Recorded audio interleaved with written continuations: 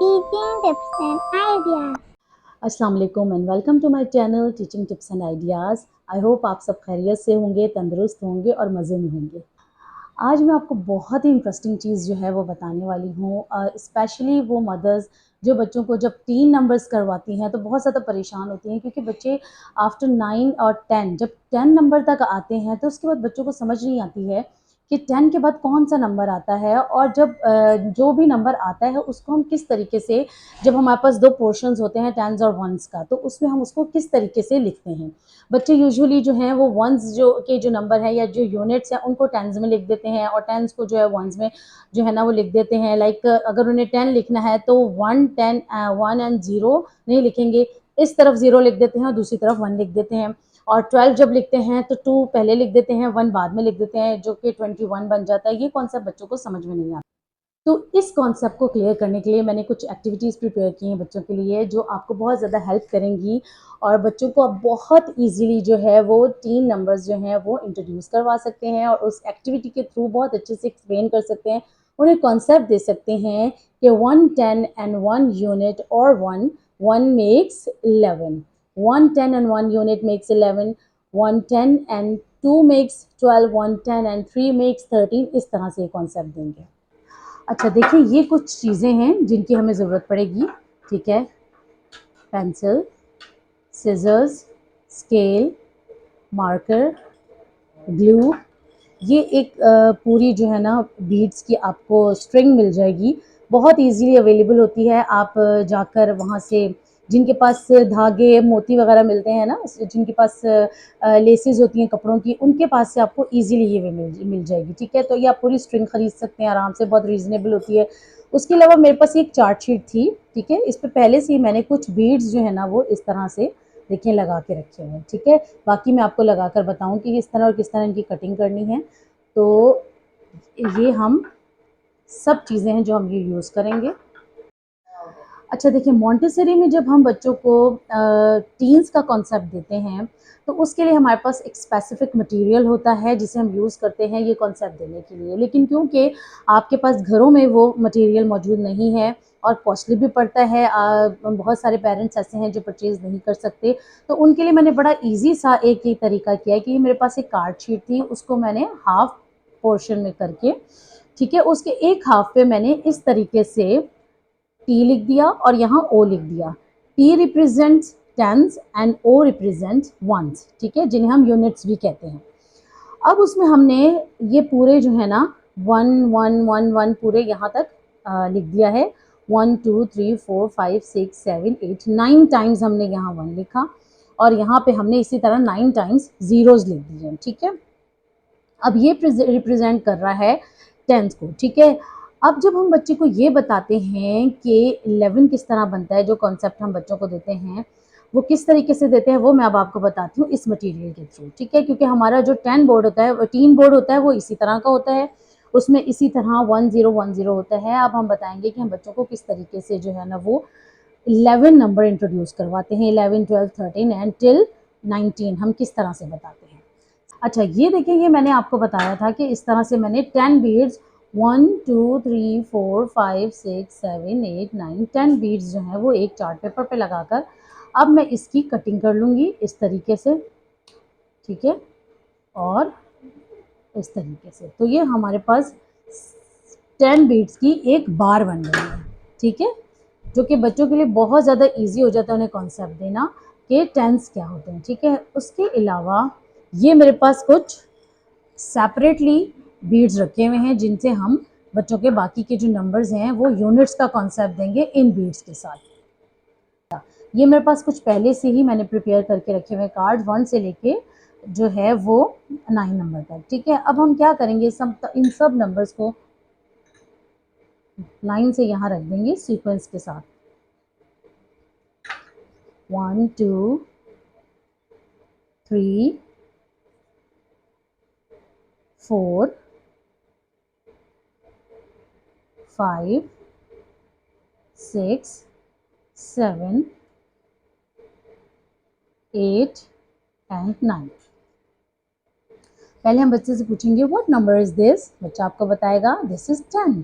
Okay, Now tell me, what number is this? This is 1. Alright, today I am going to tell you what comes after 10. What is this? 10. Can you see? What is this? These are the beads. And how many beads are here? These are 10 beads. 1, 2, 3, 4, 5, 6, 7, 8, 9, 10. 110. It says 110. So how many tens are here? This is 110.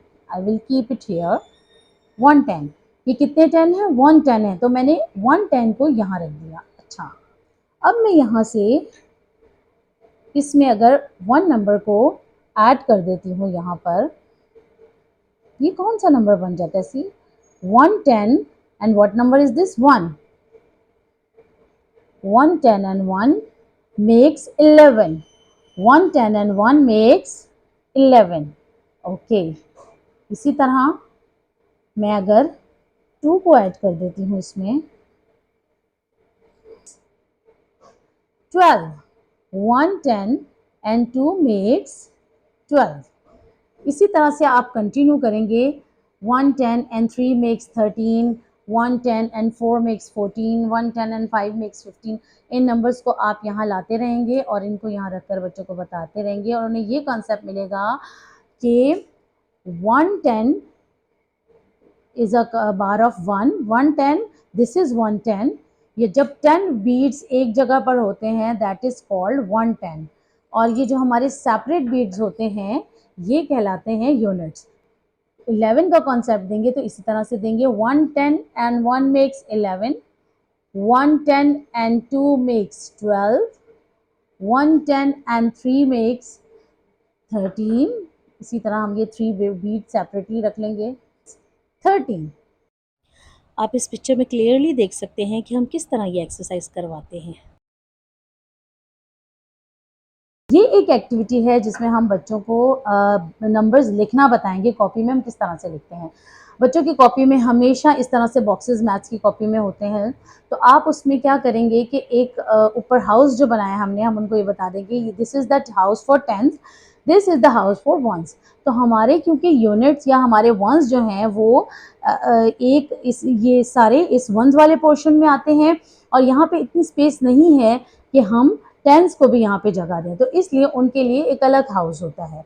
इसी तरह हम जब बच्चों को ये लिखना बताएंगे तो ये बताएंगे कि 0 till 9 numbers are units and we always write them in the portion of units, in the portion of ones. इन्हें हम ones भी कहते हैं और units भी कहते हैं.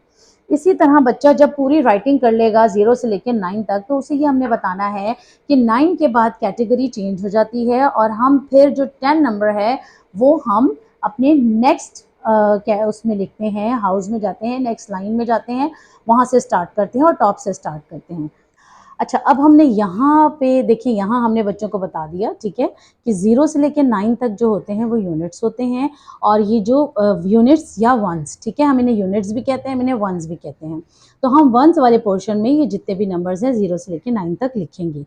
अब स्टार्ट होता है 9 के बाद आता है 10. अब क्योंकि 10 जो है उसमें 2 डिजिट्स जो है वो यूज़ होते हैं और 2 नंबर्स जो हैं उनके लिए यहाँ पे इतनी स्पेस नहीं है, ठीक है. अगर हम यहाँ 10 लिखेंगे तो आप देखें कि 1 और 10 जो है वो एक ही पोर्शन के अंदर आएंगे तो बहुत ज़्यादा कंजस्टेड हो जाएगी. तो इसलिए हमने उनके लिए एक अलग हाउस लेना पड़ता है टेंस के लिए, ठीक है. तो फिर मैंने ये देखें पहले से प्रिपेयर करके रखा हुआ था, तो हम बच्चों को इस तरह से बताएंगे कि फिर हम यहाँ पर 9 के बाद जब भी 10 स्टार्ट होता है कैटेगरी चेंज हो जाती है और फिर वो टॉप से स्टार्ट होता है.